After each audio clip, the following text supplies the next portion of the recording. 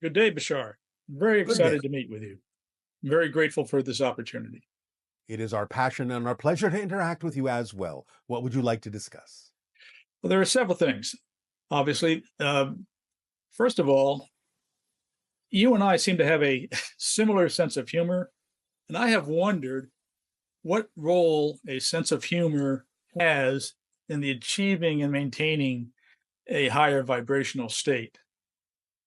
Well, humor is a higher vibrational state because humor fundamentally is an ability to form unexpected associations, unexpected connections to things that people might not ordinarily make connections to. So it is an expansion of your ability to holographically see how things are more connected and to express those connections in what might be considered an unusual way that opens people up to different perspectives. Hmm. Very good. I just know that you and I are very similar in that sense. I almost feel like we have met sometime in the past or have Well, you existed as do have friends. connections to our general frequency, and therefore it feels familiar to you. Yes, Yes. yes. All right. Secondly, Yes. one of my higher flow states that I achieve has been in sports, in participating in sports. All Do the right. SS, do the SSani have anything equivalent to that? Any Well, sort of yes, we have games and you might call them sports, but it's not in competition with each other. It's in competition with ourselves. okay. Well, yes, that's pretty much my attitude. I do like to quote be to win or be victorious, but at the same time, I'm more concerned about how well I perform to a level that I think I should be Yes, and in achieving. that context, everything that we experience is a win. There is no Right. winning and losing in our society. There is what did you learn in that experience? And if you learned something and you grew, that's a win. So even though there may be collective involvement, we're all there synchronistically to allow each other to experience our own individual wins, our individual growth in how we experience that particular exercise. Okay. S- Delving into extraterrestrial races, if that's okay. Yes. Are there any that are actually genetically equivalent to humans on Earth? Well, very much closely genetically connected, like the Pleiadians, who are, in a Uh, sense, your distant cousins. So, like that, yes, there are genetic connections between humans on Earth and different species. But after a point, it becomes very, very different, and many alien societies look nothing like you. But there are right. several that do, primarily not only just because of the morphogenetic fields that say this is a efficient form, so they look humanoid or human-like, even though they may not necessarily be directly genetically connected to you in the way that you think, but there are some that are actually truly genetically family, Right. Okay. So they such as us. have they populated the Earth at some point? There have been times in the past where other societies have taken advantage of the Earth environment for a period of time. Yes. Okay. All right. It's Uh, part of the history that you don't know. right. Okay. And that will be revealed at some point. Eventually, yes, after open contact. Okay. Uh, Something I wonder about you specifically, how much do these sessions deplete you, or do they deplete you in any No, of element? course not. Why would they deplete me? Why would I do it if they did? Well, as a benefit, as a first contact specialist, that being your desired role, Yes. that doesn't necessarily mean it wouldn't necessarily have some impact on you per se, I guess. Well, the impact it has is that it energizes us. Okay. It is what we love to do. And therefore, we are operating at a very high frequency. And at a high frequency, we are energized. It never depletes us because we are simply being a conduit for a higher frequency, passing through us, leaving us with energy. It doesn't take energy away from us, it supports us with a higher frequency energy. Yes, I know. Well, uh, I'm feeling energized just in this little discussion. So I can All right. imagine, I guess, that it has quite an impact on you in that case. I, Yes. I think that's going to be it. All right. I definitely appreciate your time and your dedication. Again, the dedication is automatic when you are focused on what you love to do. So we thank you. Aveo. Avail. Good day. Good day. Hi, Bashar. Alicia here. I wanted to speak about an experience I had maybe 6 years ago relative to our time. And the experience is with Source itself, all that is. And I would describe it as very similar to the sun, but a white ball of energy. And I could imagine, I can still feel it almost being hit with, um, just fire. I felt like I was being burnt, but I knew it was unconditional love and acceptance. And I remember floating and, just telepathically speaking with Source. And not too long after that, I ended up just shutting the door, shutting off all from metaphysics, quantum mechanics, spirituality, and I just closed it off. And I want to understand why Source decided that would be the opportune moment for me to experience itself. And why, knowing that after experiencing, I would shut it off and completely close that door. And I want to understand what my purpose is because I still am wanting to understand. And I feel like there's a block that is preventing me from doing so after already knowing and being exposed to a multitude of truths and itself.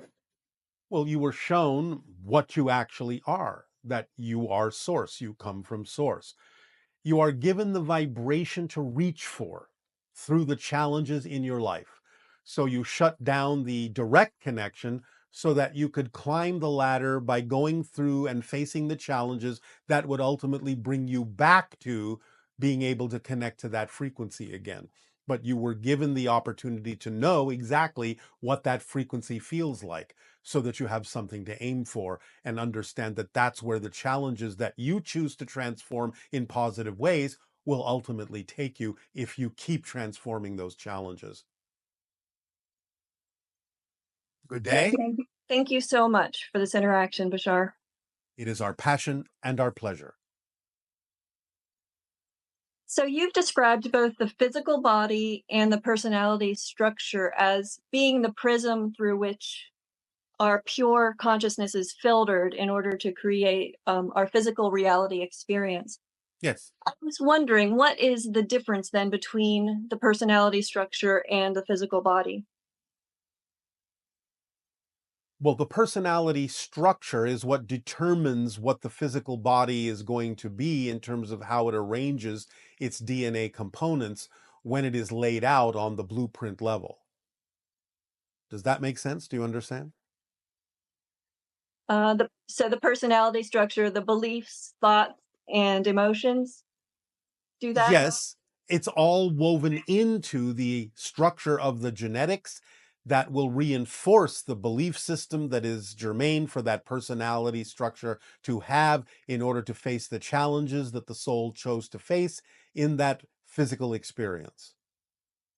So when the body is being formed, shall we say, when it's being patterned, when it is about to be born physically, the vibrations structure the DNA to structure the body to incorporate the belief systems within that genetic structure, to incorporate it within the personality structure so that that body will express itself, that personality will express itself in the way that is necessary for it to face the challenges it chose to face for the soul's growth.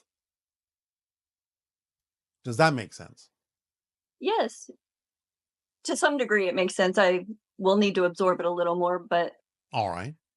so all of those, so it sounds like the beliefs part of the personality structure comes before anything else. Is in the forming of the personality, yes, the belief systems have to be there. Now, there is some looseness to it at the beginning, and the looseness is crystallized and solidified over a brief period of time, over a few years, when the belief system is also willing to absorb belief systems from its surroundings, from its parents, its schooling, its society, so on and so forth, to complete the picture that that personality needs in order to face the challenges in the way it needs to face those challenges, to learn, to grow, and to have the experience it chose to have. So the genetics are arranged with some structure, but also arranged to allow for some belief systems from its environment to come in to complete the structure that it will then face as a physical persona growing up. Okay, and so that's almost set in stone after a certain age? Yes, somewhere around 7 years of age, 9 years of age, it becomes more crystallized, and now you are on the momentum, you're on the path of experiencing the challenges you chose to experience for your soul's growth. Okay, but we're still able to change our beliefs. We've been told that we can. But that's part of the process of the soul growing, is to learn how to do that. Okay. That's what you set yourself up to do. I'm going to impose these particular belief systems that I will have the opportunity to change. It is that process of change that allows the soul to discover something new and to grow. So you set yourself up with things that ideally you will be able to change. I see. Thank you. Yes. All right. The next question I have is about as above, so below. Yes. You say everything in physical reality has a spirit version of itself. First. Yes. Okay. So in a sense, it's really more like anything in spirit has potentially a physical version if relevant. There are more things in spirit than there are on earth. As is in your text, there are more things in heaven than you imagine in your philosophy. So there are more things in spirit than you experience on earth, because not everything is relevant to experience in the physical way. But everything that is physical has a component in spirit first. Okay. How would something like a disease that is in physical reality that we see the symptoms of, how would that look in spirit, for example? As a pattern of energy that is, from your perspective, potentially discordant. Okay, so there can be discordant things in spirit, anything. Well, let me put it this way. It's like a blueprint.